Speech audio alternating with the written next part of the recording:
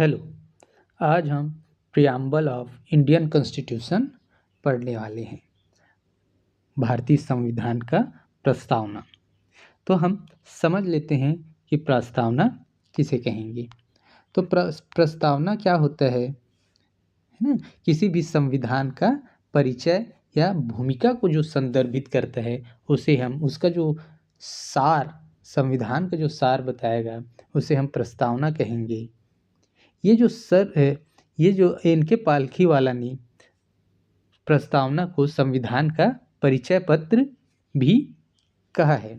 अगर हम इसकी ऐतिहासिक पृष्ठभूमि देखें तो सर्वप्रथम प्रस्तावना का विचार अमेरिका के संविधान में आया था और फिर अन्य अन्य देशों ने इसको अपने संविधान में अपनाया।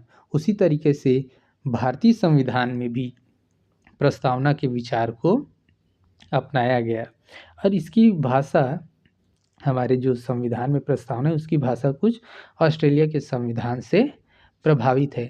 सबसे पहले हम देखें तो क्या हुआ था, उद्देश्य की संकल्पना ऑब्जेक्टिव रिजोल्यूशन पंडित जवाहरलाल नेहरू ने 13 दिसंबर 1946 में संविधान सभा में पेश किया, जो कि 22 जनवरी 1947 को संविधान सभा द्वारा अपना लिया गया और यही जो उद्देश्य संकल्प है बाद में प्रस्तावना बना।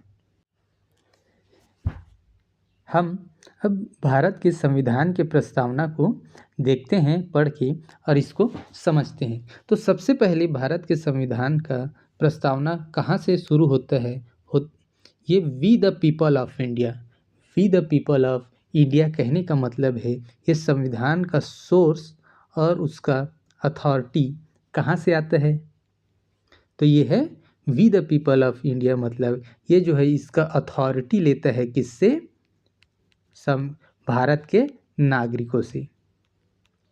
ये नागरिकों से या उसका क्या ले रहा है, अथॉरिटी ले रहा है। और इसका हमारे संविधान का प्रकृति को भी दिखाता है। ये जो प्रस्तावना है हमारे संविधान के प्रकृति को दिखाता है। अरे हमारे राष्ट्र का प्रकृति कैसा है ये दर्शाता है। देखो, having solemnly resolved constitute India into, क्या है प्रकृति हमारे राष्ट्र का, sovereign, socialist, secular, democratic Republic. ये हमारे राष्ट्र के प्रकृति को दर्शा रहा है। और ये क्या है, प्रस्तावना हमारे राष्ट्र के उद्देश्य को भी दर्शाता है। उद्देश्य क्या क्या है, हम हमारे नागरिकों को क्या दिला रहे हैं, जस्टिस, लिबर्टी, इक्वालिटी और फ्रेटर्निटी। जस्टिस भी कौन कौन से, सोशल, सामाजिक, इकोनॉमिक, आर्थिक और पॉलिटिकल, राजनीतिक न्याय। और लिबर्टी कौन कौन से, thought, expression, belief, faith and worship का स्वतंत्रता।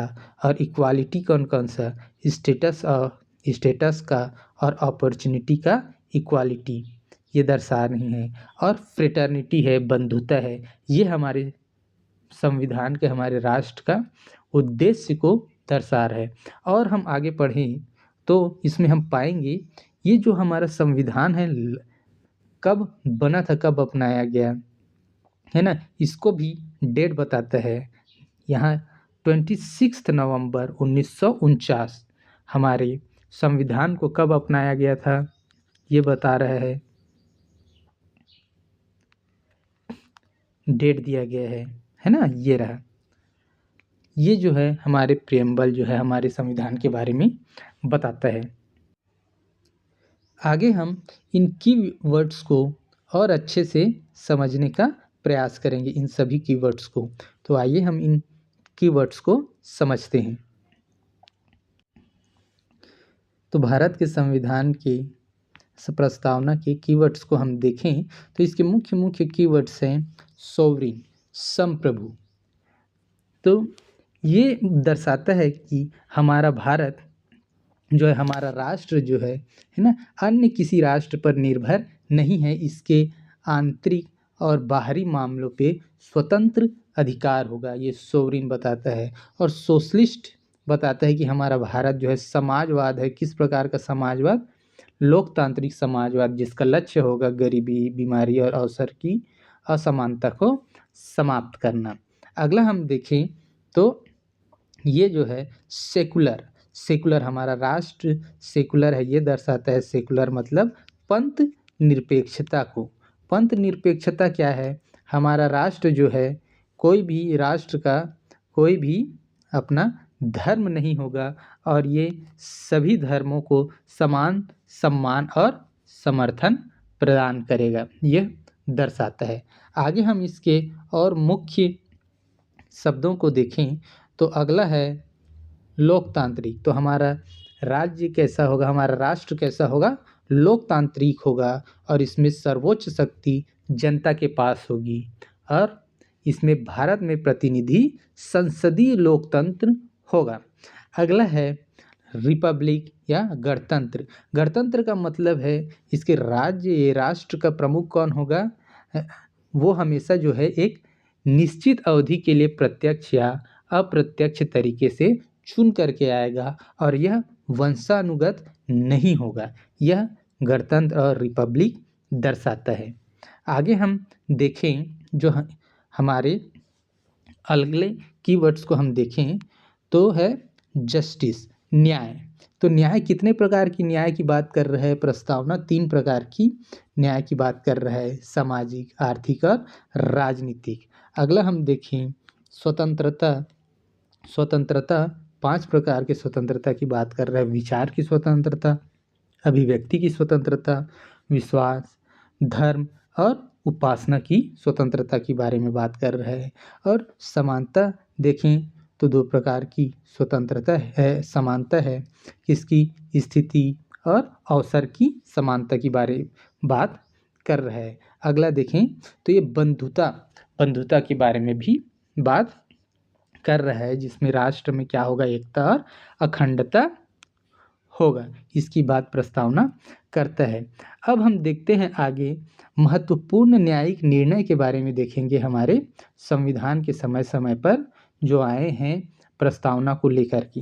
तो पहला जो मामला था बेरूगरी यूनियन मामला 1960 में, इसमें क्या है? सुप्रीम कोर्ट ने प्रस्तावना को संविधान का भाग नहीं माना। सुप्रीम कोर्ट ने कहा कि प्रस्तावना संविधान का पार्ट नहीं है। फिर अगला मामला आता है न्यायिक मामला केशव नंदा भारती केस 1973 में।